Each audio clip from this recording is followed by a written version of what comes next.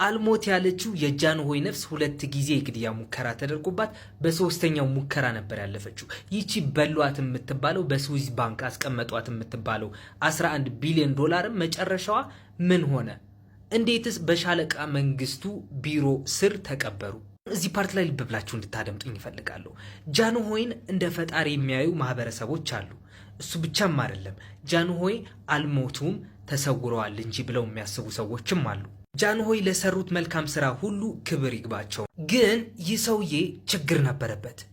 ቀዳማዊ ኃይለ ሥላሴን ከስልጣናቸው በመፈንቅለ መንግስት ገርስሶ ከጣላቸው በኋላ 59 የሚደርሱ ሚኒስትሮቻቸው በጅምላ ረሽኗቸው ነበር።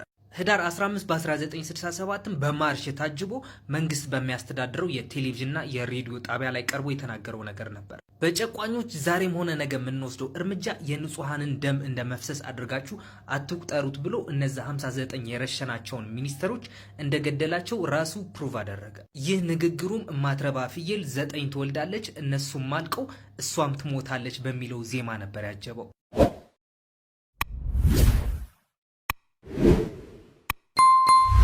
እስካሁን የተናገርኩትን ነገር ካሁን በኋላ ለምናገረው ነገር መግቢያ ነው። ደርግ ቀዳማዊ ኃይለ ሥላሴን ከስልጣናቸው በመፈንቅለ መንግስት ካወረዳቸው በኋላ በአራተኛው ክፍለ ጦር በሚባለው እስር ቤት ነበር ያሰራቸው። መስከረምና ጥቅምት በዛ ነበር የቆዩት። ከዛ ወደ ቀድሞ የሚኒስተር ቢሮ ተዛወሩ። ደርግም ቀዳማዊ ኃይለ ሥላሴን ለመጥራት የሚጠቀምበት የኮድ ስም ነበረ፣ ሞላ የሚለው። ጃንሆይ በእስር በነበሩበት ሰዓት ሞላ ተብለው ነበር የሚጠሩት። እናም በዛ በታሰሩበት ሰዓት ጃንሆይ አልባሾች፣ አሽከሮች ነበሯቸው። የግል ሐኪምም ነበራቸው። ሌሊትም ቢሆን ተደውሎ ይጠራና ጃንሆይ ታመዋል ናክማቸው ያቸው ይባል ነበር። ግን ይሄን ያክል እንክብካቤ ደርግ ሲያደርግላቸው የነበረው ወዷቸው ሳይሆን ከሳቸው መቀበል የሚፈልገው ሚስጥር ስለነበር ነው። እሱም በስዊዝ ባንክ አስቀምጠውታል የሚባለውን 11 ቢሊዮን ዶላርን ካገኘው ብሎ ነበረ። ግን ግርማዊነቱ በመፈንቅለ መንግስት ከስልጣን ከመውረዳቸው ከሁለት ቀን በፊት ማለትም በጳጉሜ 5 በ1966 ላይ ከደርግ ጋር ቁጭ ብለው ተመካክረው ነበረ። የተመካከሩትም ስለዚች 11 ቢሊዮን ዶላሯ ነበረ። ጃንሆይም ስለዛ ተጠይቀው ሲመልሱ ስለምን እንደምታወራው አላቅም እኔ ምንም አላቅም። ከደርግ ጋር ቁጭ ብለው የተነጋገሩት ጳጉሜ 5 ላይ ነበረ። መስከረም 12 ድጋሜ ስለዚህ 11 ቢሊዮን ዶላር ደግመን እንጠይቃቸው ይባላል። የደርግ ኮሚቴውም ድጋሜ ተሰብስቦ ነበረ ይሄንን ደግመን እንጠይቃቸው የሚለውን ነገር ያጸደቁት። ሄደው ሲጠይቋቸውም እኔ እኮ ስለምን ብር እንደምታወሩ ነው ግራ አይገባኝ። እኔ 11 ቢሊዮን የሚባል ብርም ሰምቼም አይቼም አላቅም፣ የለኝም እንደዛ አይነት ብር ነበር ያሏቸው። ግን ለሁለተኛ ጊዜ ደርግ ሲጠይቃቸው በልዑል ራስ እምሩ በኩል ነበር የጠየቃቸው። ግን ጃንሆይ ከዚች አቋማቸው ፍንክቻ ልልም ስላሉ ይሄ የምቾት ትሪትመንቱን ይቋረጥባቸዋል ተባለ። እናም ይቺ ጥያቄ ለአንዴና ለመጨረሻ ጊዜ እናቀርብላቸው ተብሎ ጥቅምት 8 ላይ ነበረ ተሰብስቦ ውሳኔ የሰጡት። በሀገር ውስጥም ከሀገር ውጭም ያለው የሚንቀሳቀሰውም የማይንቀሳቀሳቸው ሀብታቸው ለህዝብ እንዲያወርሱ ተጠይቀው ነበረ። በዛን ሰዓት ራስ ልዑል እምሩ፣ የውጭ ሀገር አምባሳደሮች፣ ጋዜጠኞች ምናምን ተገኝተው ነበረ። እናም በዛን ሰዓት የተደረገው ንግግር ዘሞስት አሰልቺ የሆነ ንግግር ነበር። የደርግ ተወካዮችም ጃንሆይን ሲጠይቋቸው በውጭ ሀገር ያሉት ባንኮች ውስጥ በእርሶ ስም፣ በኢቴጌ መነን ስም፣ በልጆቹ ስም ብር ወይም ሀብት ካለ በድርቅ ለተጠቁት ሰዎች ገቢ እንድናደርግ እንፈልጋለን። እናም በተጨማሪ ደግሞ በዙሪክ ባንክ፣ ናሽናል ሲቲ ባንክ ውስጥ በእርሶ ስም የባንክ አካውንት አግኝተናል። እሱ ብቻ አይደለም፣ በዌስት ሚኒስተር ባንክ ኢንግላንድ ውስጥ በእርሶ ስም አክሲዮኖችን አግኝተናል። ስለዚህ ምን ይላሉ? ጃንሆይም ግን የደርግ ተወካዮች ጃንሆይን እንደዛ ብለው ሲጠይቋቸው ጽሑፍ ያዘጋጁት ሪፖርት በእጃቸው ይዘው ነበረ። ይህ ሪፖርት ወደ ባንኮቹ የሚላክ በጃንሆይ የሚፈረም ነበረ። ሲልኩላቸው ባንኮቹ የጃንሆይ አካውንት ውስጥ ያለውን ብር እንዲነግሯቸው ነበረ። ግን ይሄ ቃለ ምልልሱ ሁሉ ልፋት ሆኖ ቀረ። ጃንሆይ ምንም የተናገሩት ነገር የለም። እስከ ዓመቱ መጨረሻ ድረስ ጃንሆይ በህይወት ነበሩ። ደርግም የሚፈራው ነገር ያን ነበር።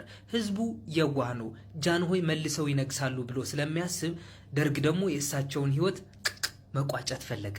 እናም በነሐሴ 17 1967 ላይ የደርግ ኮሚቴዎች ተሰብስበው የጃንሆይን ህይወት የሆነ ደረጃ ላይ ማድረስ እንዳለባቸው ይነጋገራሉ። ግን ከዛ በፊት ግንቦት ወር ላይ ጃንሆይ ጤና እያጡ ነበረ።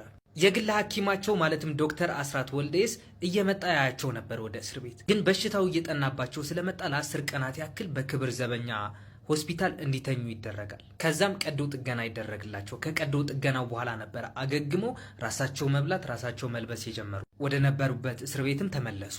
ግን ጃንሆይ በዛን ሰዓት የመሞት አዝማሚያ እያሳዩ አልነበረም። ለዛ ነው በነሐሴ 17 ላይ እሳቸውን መግደል እንዳለባቸው የደርግ ኮሚቴዎች የተነጋገሩት። እናም ከዛን ጊዜ በኋላ ነበረ የደርግ እንቅስቃሴ የተባለው ሁሉ እሳቸውን ለመግደል የነበረው። እናም የመጀመሪያ የግድያ ሙከራ የተደረገባቸው በነሐሴ 17 ላይ ነበረ።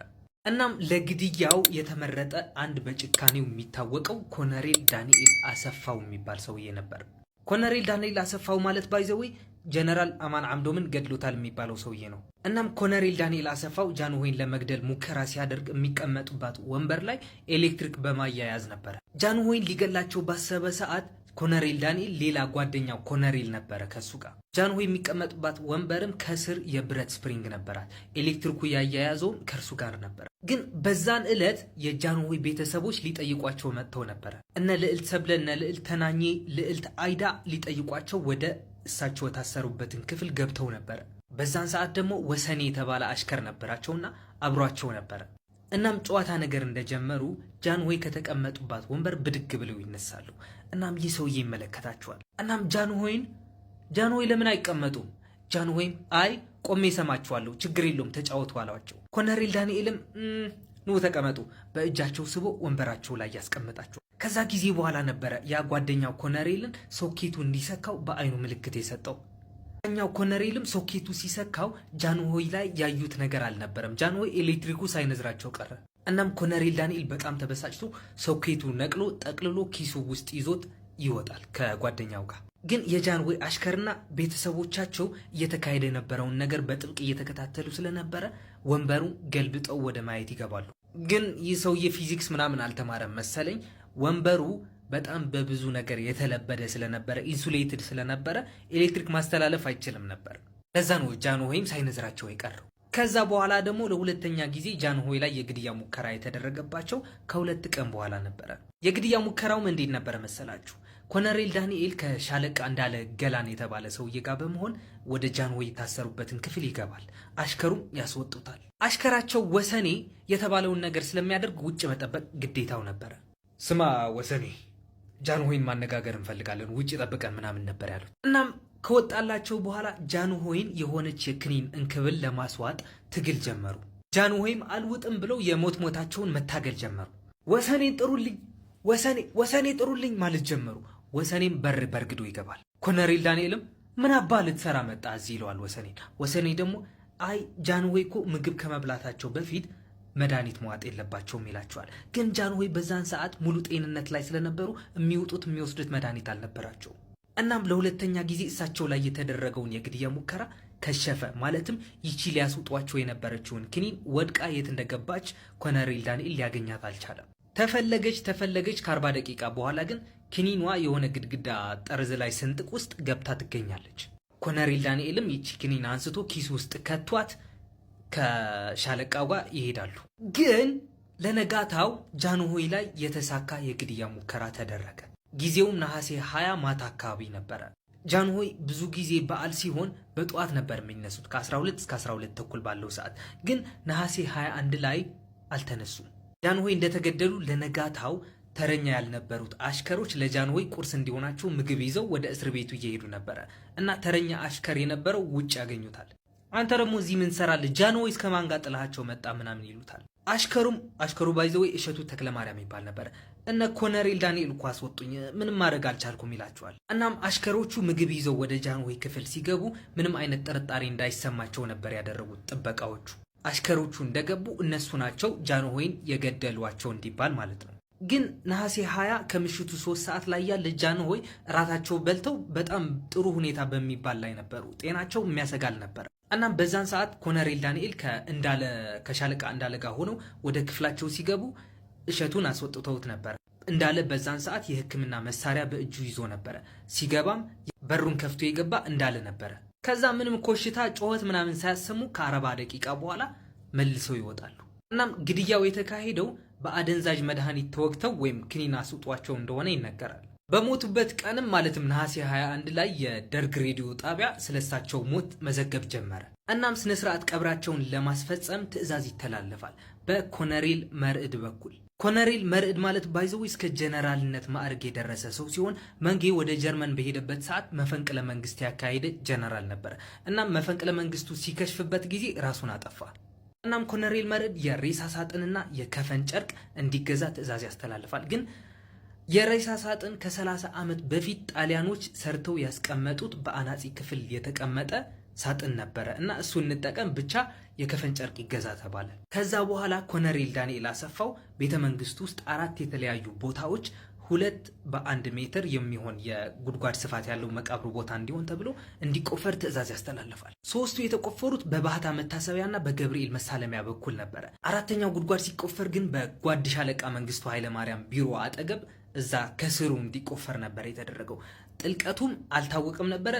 ዝም ብላችሁ ቆፍሩ ተባለ። 3 ሜትር እስኪደርስ ድረስ ተቆፍሯል። ግን ውሃ መፍለቅ ሲጀምር አቁሙ ተባለ። እናም ጃንሆይ ሬሳ ሳጥናቸው ውስጥ ከገቡ በኋላ ክዳኑ ተንሸራታች ነበረ እና ኢቭን ተንሸራታች ሆኖ እንኳን በቡለን እንዲገጠም ነበር የተደረገው። እናም በተቆፈረው 4ኛ ጉድጓድ ዙሪያ አጥር እንዲታጠር ታዘዘ። ጃንሆይም እዛ ተቀበሩ። ከ15 ቀናት በኋላም እዛ ጉድጓድ እላዩ ላይ ቤት ተሰራ። እንደዛ የተደረገውም ጃንሆይ የተቀበሩበትን ትክክለኛ ቦታ እንዳይታወቅ ተብሎ ነበረ። ግን ኢህአዴግ ከገባ በኋላ ትክክለኛ የተቀበሩበትን ቦታ የሚያውቅ ሰው ነበረ፣ አቶ ጥላሁን የሚባል። ኢህአዴግ ከገባ በኋላም የዓለም ተወካዮች ቤተሰቦቻቸው፣ ዘመዶቻቸው በተሰበሰቡበትም አጽማቸው ከቦታው እንዲወጣ ተደረገ። እናም እስካሁን የለፈለፍኩትን ነገር ከተመቻችሁ ላይክ ግዴታ ነው።